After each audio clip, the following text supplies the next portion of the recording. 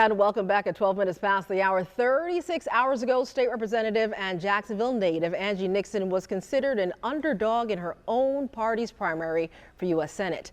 The next morning, this video of her victory speech was leading the Today Show and Good Morning America.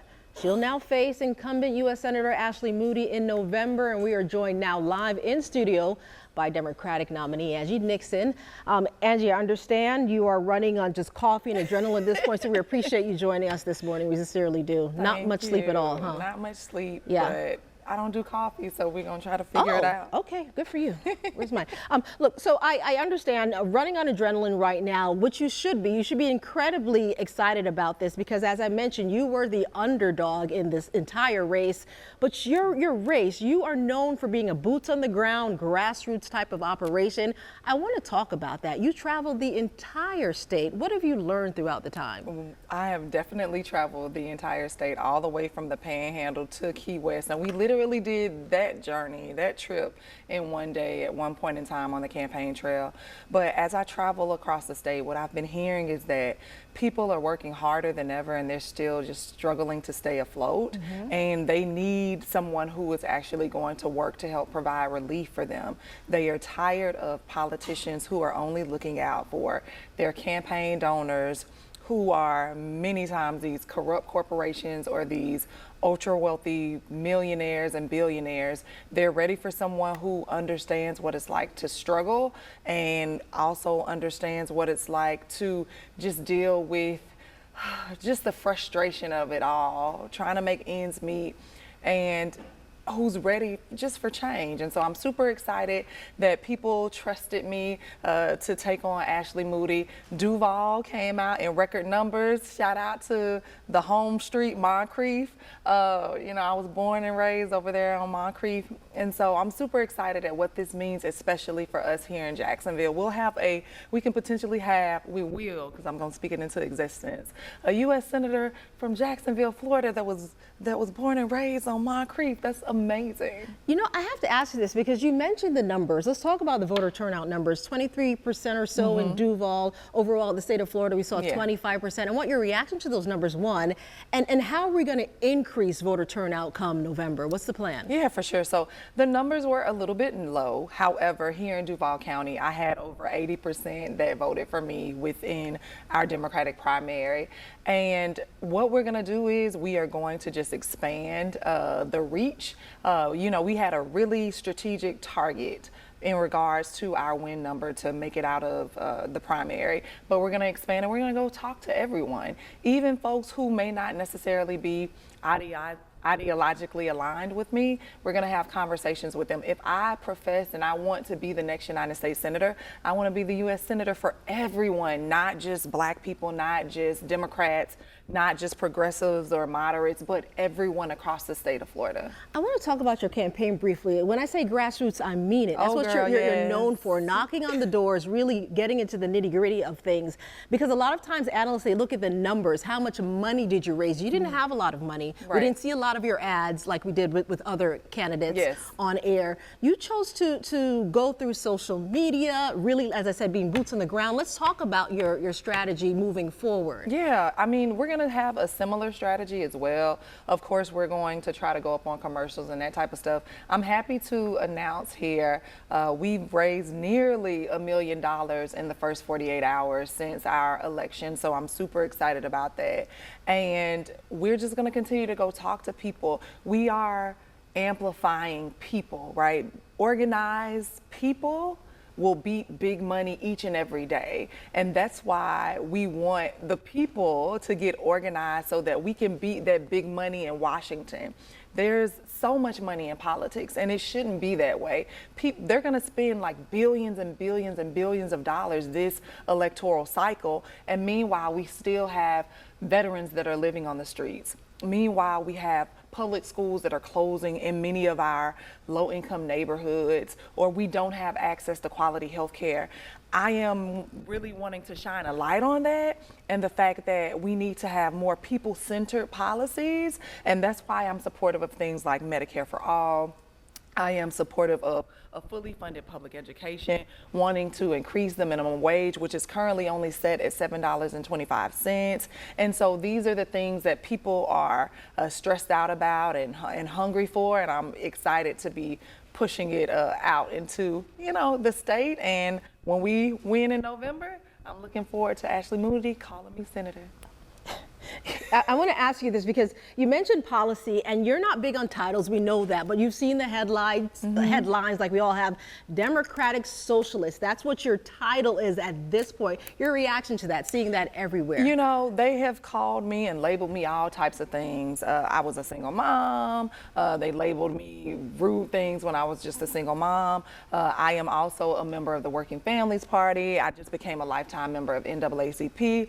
I'm not concerned with people's titles. What I am concerned with are people's needs. And right now, people are struggling here in our state. And meanwhile, we have folks like Ashley Moody, who is unelected, as well as Donald Trump, who are working less and less and less, and they're getting richer. Meanwhile, everyone else in the working class, and they're working harder, and they still don't have as much to show for it because Donald Trump decided to put these working family taxes on us in the form of tariffs, but yet and still with his big BS bill, because that's what it is, it's not beautiful, he decided to give a huge tax break to his ultra wealthy and billionaire friends and family. This is not about a Republican versus Democrat versus DSA versus conservative versus moderate thing. This is about a top versus bottom thing. And the people at the top want to continue to get richer and want to exploit many of us working families and working class folks. They want to exploit our labor. And I'm saying no more, because it's more of us working people, hard-working people across this state and across this country than it is of the billionaire class. They should not be the ones that are determining our policies. They are the ones who are feeding the campaign coffers of elected officials so that they can destroy the Social Security system, so that they can keep the minimum wage low, so that they cannot allow us to have things like quality health care. And that's because if they do that, then we'll have no choice but to work their crappy jobs that pay so very little. And so that's what it's all about at the end of the day for them. They're just trying to make more money on top of more money on top of more money. I am simply just trying to improve the overall quality of life for everyone here in this state. Maybe not the billionaires, but definitely everyone else. You mentioned President Trump, and I'm sure you've heard, like everyone else, his comments overnight. It's causing outrage on one side, being applauded on the other.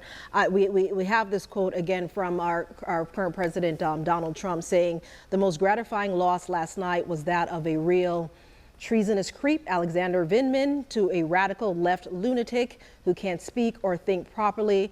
That's what President Trump wrote on Truth Social. Again, causing outrage on one side, applauded on the other. What are your thoughts to that? He is simply throwing out red meat to a base. It's a dog whistle. And I am proud of my upbringing, right? I grew up on Moncrief Road, graduated from Stanton College Preparatory High School as one of the top students in the class, then went on to the University of Florida. And I represent my city, my county, my state very well. And also, there's more people like me. Everyone doesn't have to talk the same way. They don't have to look the same way. What I care about is people's hearts, and care about people having the opportunity to be healthy, to be prosperous and safe. And Donald Trump, instead, he just wants to stoke division and push this really hateful and harmful rhetoric. He's literally putting a target on my back. And we can't continue that. Right now in this country, we are witnessing corruption and chaos at an all-time high. I want to help save the soul and, the soul of this country. That's what we're in a fight for, the soul and the humanity of this country.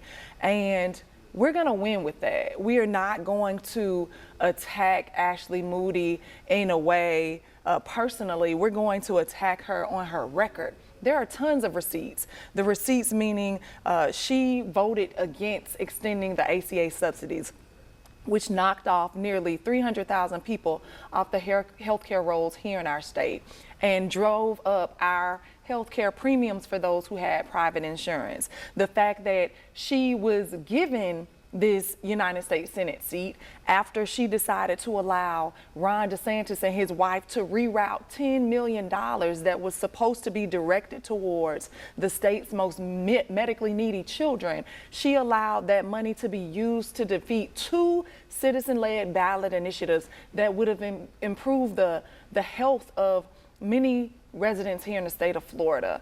Ashley Moody is a problem. Many times people call her office, send her emails, and they don't get a response. You know what they do after that? They call my office to get connected to resources and agencies and departments.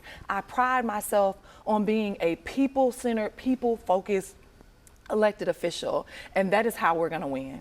Representative Nixon, I have to ask you this because you're going to have a lot of viewers watching, and they're saying, I don't really care for Representative Nixon or Moody. They're on the fence. Which way should we go? What do you want to say to those voters in particular?